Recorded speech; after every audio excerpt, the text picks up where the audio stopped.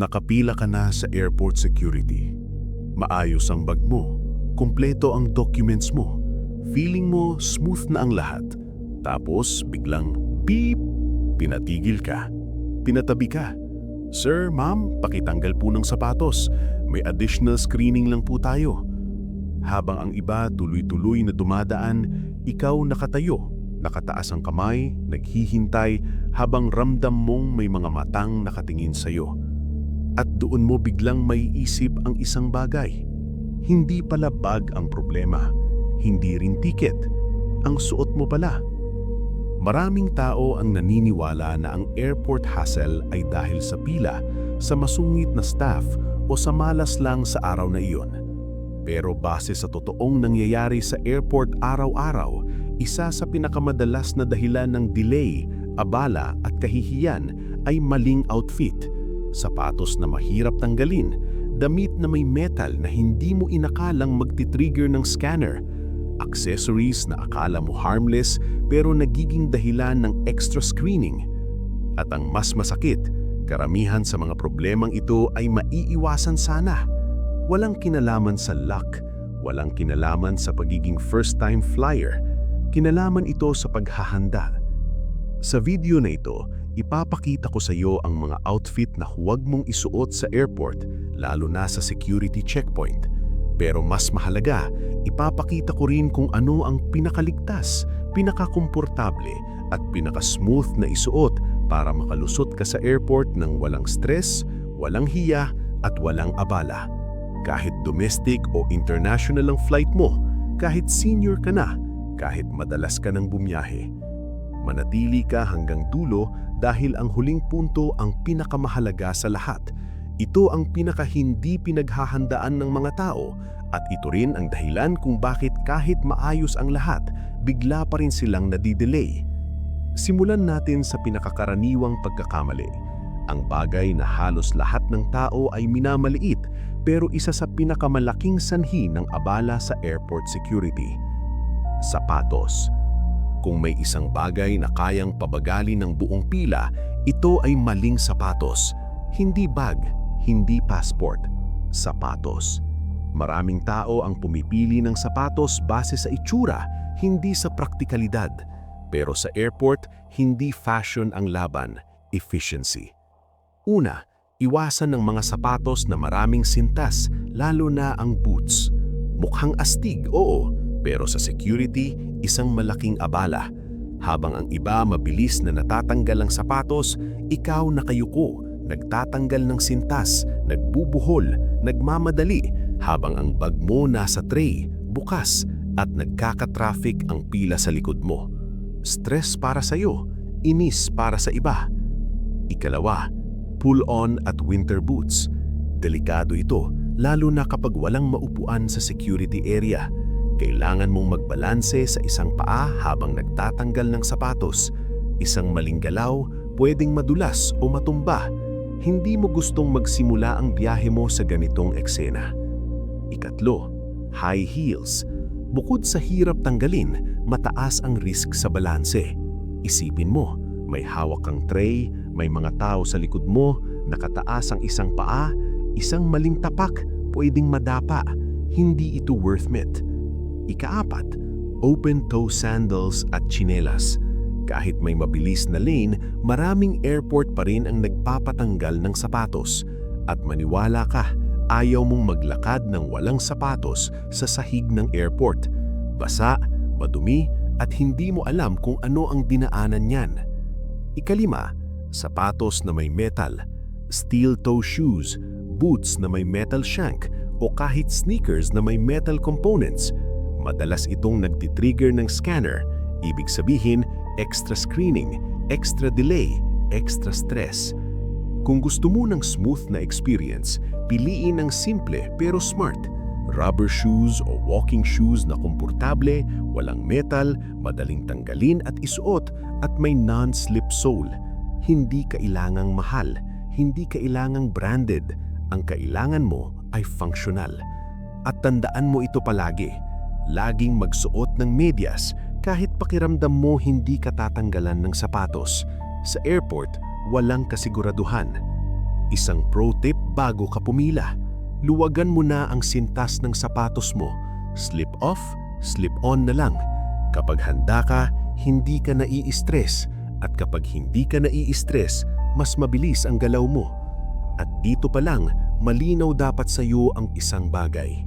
Ang airport security ay hindi laban ng swerte. Laban ito ng paghahanda. At ang suot mo ang unang linya ng depensa. Sa susunod na punto, pag-uusapan natin ang isa pang madalas makaligtaan ng mga traveler. Isang bagay na akala nila neutral pero sa totoo lang, tahimik na nagdudulot ng problema sa scanner. Pagkatapos ng sapatos, may isa pang tahimik na kalaban sa airport security na hindi napapansin ng karamihan. Hindi siya kasing obvious ng boots o heels pero mas marami ang tinatamaan nito, ang pantalon. Maraming travelers ang iniisip na basta komportable lang pantalon, ayos na. Mali. Sa airport, ang maling pantalon ay kayang mag-trigger ng scanner, magdulot ng extra screening at ilagay ka sa pinaka-awkward na posisyon posible. Unahin natin ang pinaka-common, pantalon na nangangailangan ng belt. Sa maraming security lanes, kailangan tanggalin ang belt. Ibig sabihin, may isa ka na namang item na kailangan mong isipin, ilagay sa tray at kunin ulit. Mas masama pa, may mga pagkakataon na habang nakataas ang kamay mo sa scanner, ramdam mong bumababa ang pantalon mo.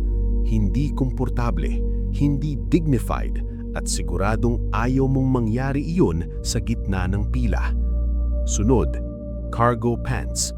Mukhang praktikal dahil maraming bulsa, pero sa airport, kabaligtaran ng epekto. Isang nakalimutang barya, susi, o kahit maliit lang na tissue sa bulsa ay sapat na para mag-alarm ang scanner. Resulta, patabi ka na naman, extra check ulit. At habang tumatagal ang proseso, mas ramdam mo ang tingin ng ibang pasahero. Ikatlo, pantalon na may studs, metal decor o maraming zipper.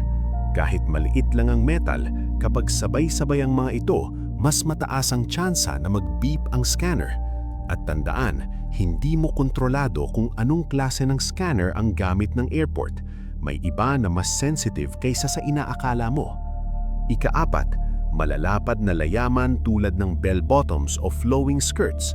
Bukod sa posibleng mag-trigger ng additional check, may safety risk pa ito. Pwedeng masabit sa conveyor belt sa security o sa escalator sa loob ng airport. Ang airport ay hindi lugar para sa damit na kailangan mong bantayan bawat hakbang. At ikalima, jumpsuits at rompers. Sa security, pwede pa, pero isipin mo ang CR ng eroplano. Kailangan mong hubarin halos lahat para lang umihi. Hindi praktikal, hindi hygienic, at sa long flights, nagiging pabigat ito kaysa tulong. Kung gusto mo ng smooth na galaw, piliin ang pantalon na gumagalaw kasama mo, hindi laban sa'yo. Ang pinaka-safe na choices ay elastic waistband pants, sweatbands, track pants na white cuff sa baba, stretchy dress pants, leggings at athleisure. Minimal pockets, walang belt, walang metal. Isang pro tip, kung kailangan mo talagang magsuot ng belt, ilagay mo muna ito sa carry-on bago ka pumila. Isuot mo na lang ulit pagkatapos ng security. Mas mabilis, mas malinis ang proseso. Piliin din ang dark colors. Hindi agad halata ang tapon ng kape, pagkain o kahit konting pawis. At bago ka bumiyahe, subukan mo ang suot mo sa bahay. Itaas ang kamay, umupo, tumayo, yumuko. Kung komportable ka sa lahat ng galaw, tama ang pinili mo. Tandaan mo ito, sa airport, mas mahalaga ang comfort at control kaysa forma. Kapag hindi ka iniistorbo ng suot mo, mas tahimik ang isip mo. At kapag tahimik ang isip mo, mas mabilis kang nakakagalaw.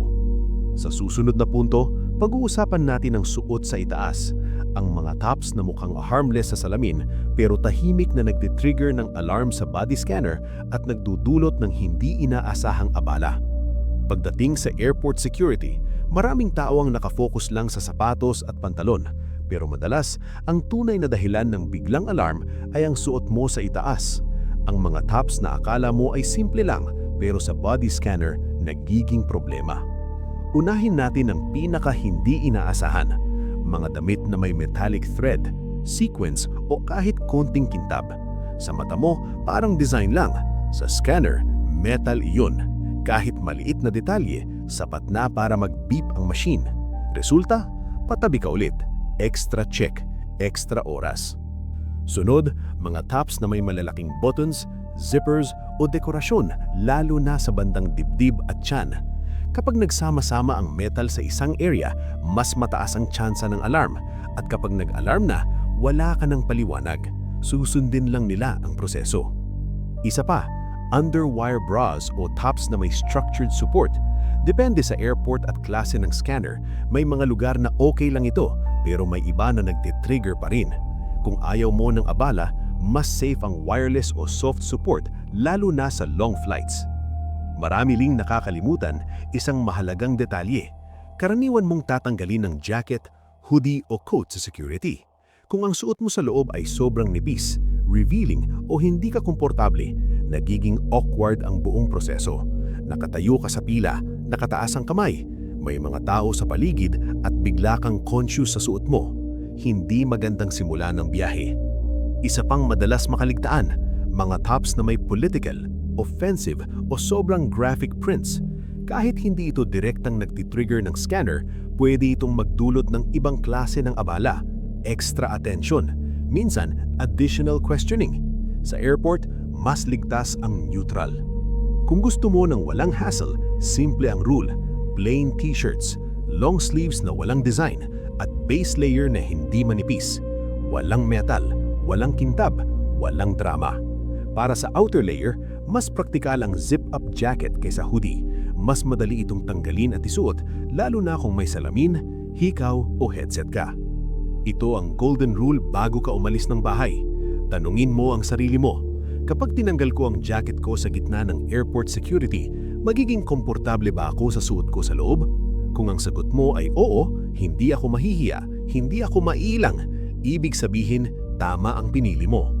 At dito pumapasok ang isang simpleng hack na nagbabago ang buong pagkakailala sa security. Isang bagay na ginagawa ng mga sanay magbiyahe pero bihirang malaman ng karamihan. Ang jacket pocket hack. Kung may isang trick kang dapat tandaan at gawin palagi, ito na yon. Maraming tao ang naglalagay ng phone, wallet, susi at ID sa bulsa ng pantalon dahil akala nila mas secure. Sa airport security, kabaligtaran ang nangyayari. Kapag may laman ng bulsa ng pantalon, kahit maliit lang, mataas ang tsansa na mag-alarm ang scanner. Pero ang jacket, tinatanggal mo yon bago pumasok sa scanner. Ibig sabihin, kung doon mo ilalagay ang lahat ng maliliit pero importanteng gamit, isang galaw lang ang kailangan mo. Bago ka pa pumila, ilagay na sa jacket pockets ang phone, wallet, passport, ID, susi at earphones. Pagdating sa tray area, tanggal jacket, ilagay sa tray, tapos diretso ka na sa scanner. Walang paisa-isang labas ng gamit. Walang kalat. Walang kaba. May 4 na benepisyo ito. Una, iwas kalat. Isang tray lang ang kailangan mo. Ikalawa, iwas nakawan. Magkasama ang valuables mo at kita mo agad. Ikatlo, iwas makalimutan.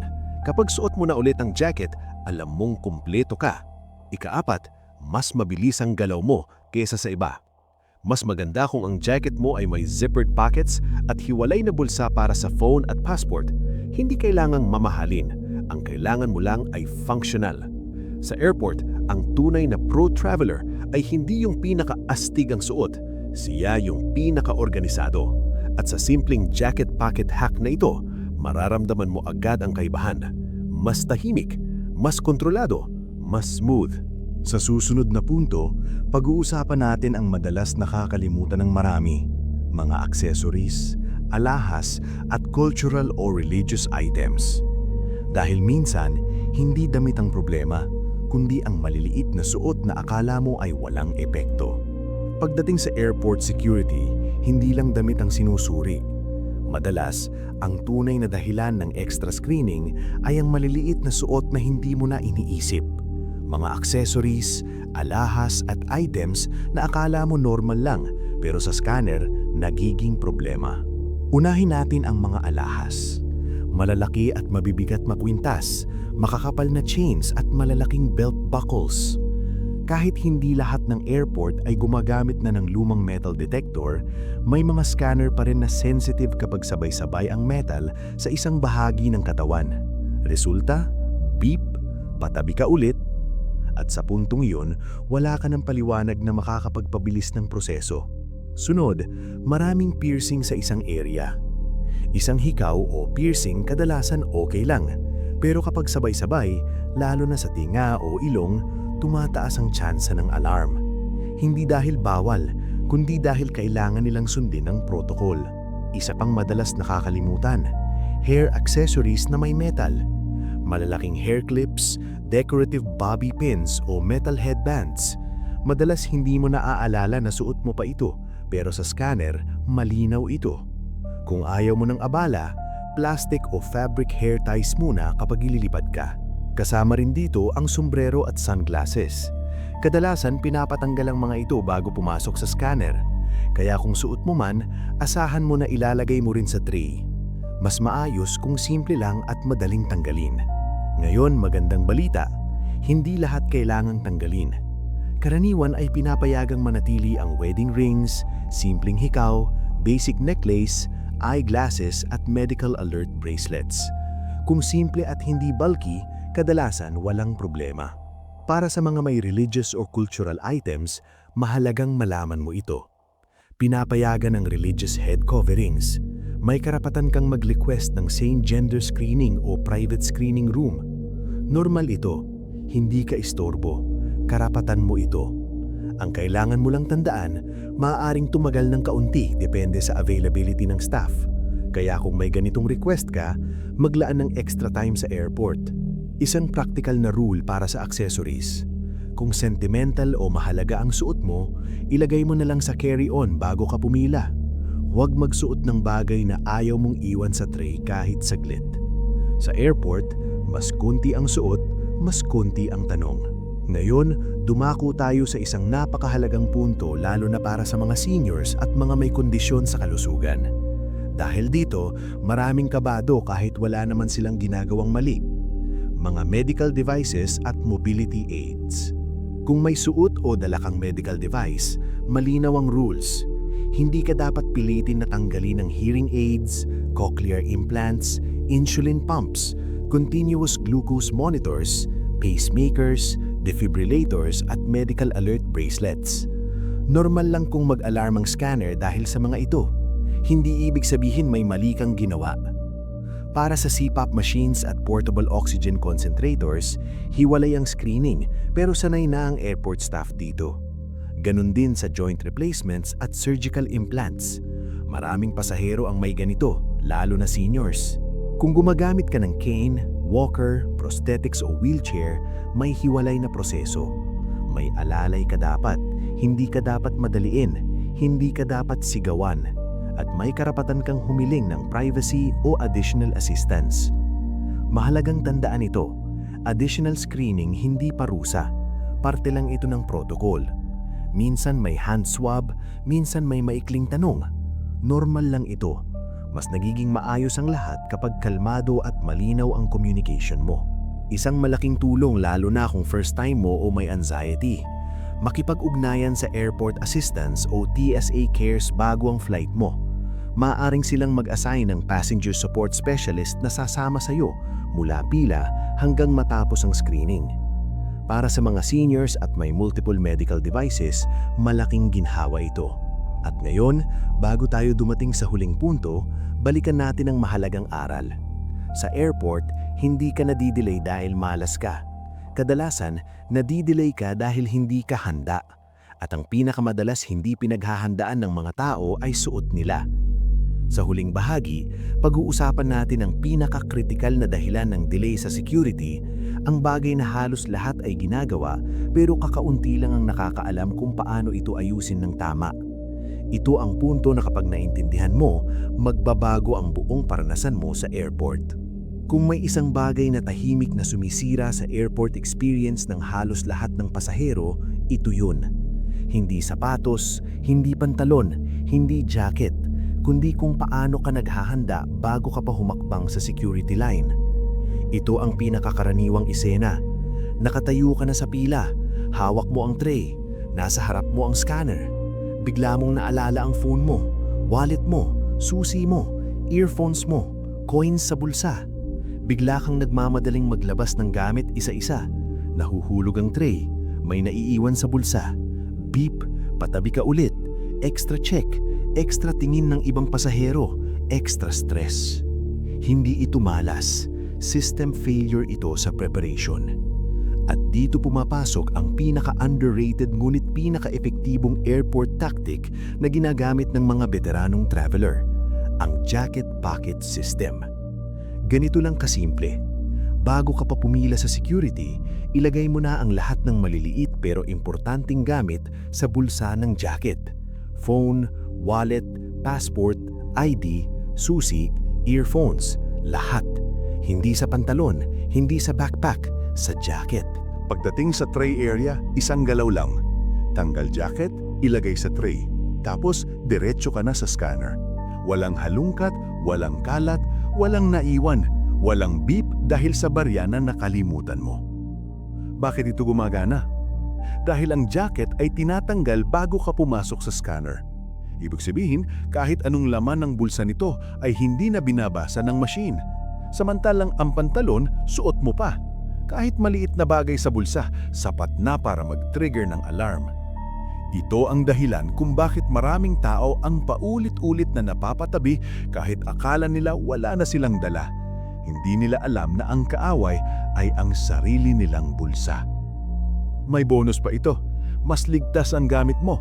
Lahat ng valuables mo ay nasa iisang tray. Kita mo agad. Mas mababa ang chance na may maiwan o mawala.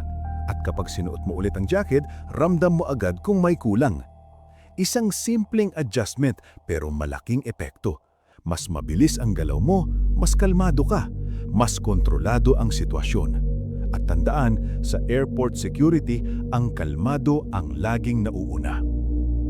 Ngayon, pagsamahin natin ang lahat ng natutunan mo sa video na ito. Sapatos na madaling tanggalin at isuot. Pantalon na walang belt at walang metal. Tops na simple at hindi nakakahiya kapag tinanggal ang jacket. Minimal accessories. Alam mo ang karapatan mo kung may medical device o mobility aid.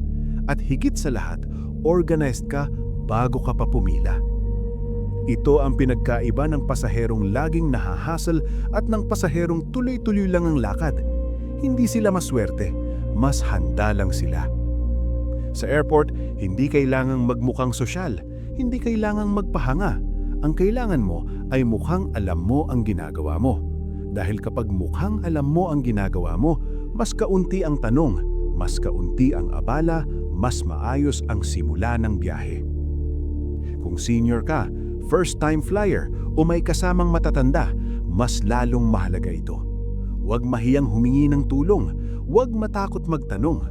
May karapatan ka sa maayos at dignified na proseso. Ngayon, gusto kong tanungin ka, saan ang next flight mo? Domestic ba o international? Kung may kakilala kang laging nahahassle sa airport security, i-share mo sa kanya ang video na ito. Hindi ito tungkol sa forma, ito ay tungkol sa oras, dignidad at kapayapaan ng isip. Kung may natutunan ka, i-like mo ang video at mag-subscribe para sa airport rules updates, senior travel tips, packing hacks at mga bagay na hindi sinasabi ng airlines pero kailangan mong malaman. Salamat sa panonood, ingat sa biyahe at tandaan mo ito sa susunod na lipad mo. Ang tunay na pro traveler ay hindi yung pinakamagandang bihis, kundi yung pinakahanda.